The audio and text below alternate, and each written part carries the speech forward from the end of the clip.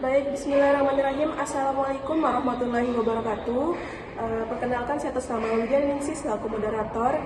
Di sini kami kelompok 2 akan memaparkan materi tentang karakteristik pesisir dan kepulauan lingkungan Bangsal, Kelurahan Tanjung Karang, Kecamatan Skardela. Baik, assalamualaikum warahmatullahi wabarakatuh. Saya di sini atas nama Lalu Muhammad Wahyu Perdana dari kelompok 2 ini menyampaikan materi dari kelompok kami. Yang pertama adalah tentang teori sosiologi pesisir dan kepulauan, dan yang kedua adalah tentang definisi infrastruktur. Perkenalkan, nama saya Anissa Delia. Di sini saya akan menjelaskan definisi biofisik, yaitu biofisik secara singkat dapat dipahami sebagai kondisi fisik yang dimana fisik lingkungan ini terdiri dari berbagai faktor seperti iklim, kondisi air, tanah, cahaya matahari, suhu, curah hujan, dan lain sebagainya. Maka dapat disimpulkan keadaan lingkungan yang ada di daerah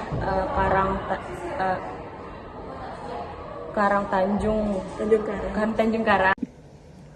Teori sosiologi pesisir adalah kajian sosiologis mengenai masyarakat pesisir yang mencakup karakteristik sosial masyarakat pesisir, struktur sosial, transformasi teknologi perikanan, dan dampaknya terhadap sistem sosial, konflik nelayan, teori kemiskinan, dan relevansinya untuk konteks masyarakat pesisir dan pengelolaan sumber daya pesisir. Infrastruktur adalah rangkaian fasilitas, sistem, dan struktur yang dibangun untuk mendukung berbagai kegiatan manusia, seperti transportasi, komunikasi, energi, air bersih, sanitasi, dan layanan publik lainnya. Infrastruktur bertindak sebagai tulang punggung bagi ekonomi dan masyarakat, memungkinkan pertumbuhan ekonomi, mobilitas, dan kualitas hidup yang lebih baik. Di sini ada beberapa pengertian infrastruktur menurut Pak Ali. Salah satunya adalah Hudson, yang dimana menurutnya infrastruktur adalah sebuah sistem fasilitas publik yang bersifat fundamental dan ditujukan kepada masyarakat ramai untuk melayani dan memudahkan masyarakat. Dan berikutnya ada Greg, di mana menurutnya infrastruktur merupakan sistem fisik yang menyediakan transportasi, pengairan, drainase, bangunan, gedung, dan fasilitas publik lainnya yang dibutuhkan untuk memenuhi kebutuhan dasar manusia, baik kebutuhan sosial maupun kebutuhan ekonomi. Assalamualaikum warahmatullahi wabarakatuh. Perkenalkan, saya Bunga Destia Aura dengan NIM D1D024100006. Sebelum melakukan wawancara, kami melakukan observasi langsung ke Pantai Tanjung Karang. Kondisinya cukup memprihatinkan karena banyak sampah rumah tangga yang berserakan. Di sekitar pantai banyak pohon waru dan ketapang, serta beberapa berugak yang ada dekat dengan kapal nelayan. Ada juga kios-kios kecil milik warga lokal yang beragam. Dan tempat bermain anak-anak yang dibuat khusus untuk pengunjung di lokasi pantai. Di lokasi pantai juga ada kamar mandi yang kondisinya kurang baik, tapi akan segera direnovasi. Taman baca dialihfungsikan menjadi musola serta ada pembangunan lapangan futsal. Kami mewawancarai beberapa orang dari warga lokal di lingkungan Bangsal, Kelurahan Tanjung, Kecamatan Skarbela. Berikut hasil wawancara dari kelompok kami. Dari informan pertama, yaitu bernama Pak Zahid, nelayan setempat, yang bilang kalau waktu melaut tergantung kebutuhan, tapi biasanya pagi. Ia mengatakan saat ini sedang musim tongkol, jadi hasil tangkap nelayan kebanyakan ikan tongkol.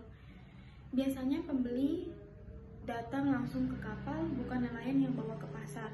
Kapal-kapal milik nelayan sendiri atau ada juga yang disewakan, biasanya mereka melaut sendiri.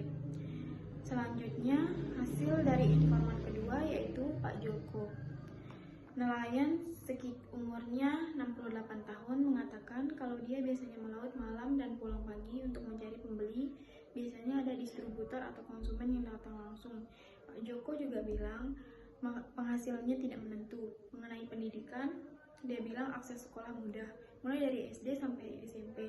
Selain nelayan, warga juga bekerja sebagai tukang batu, sebagai tukang atau bangunan.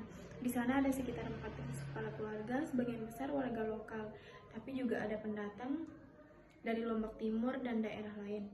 Bantuan sosial dari pemerintah rutin ada, baik berupa bantuan langsung tunai ataupun alat dan mesin kapal, meskipun tidak semua warga menerima secara bersamaan.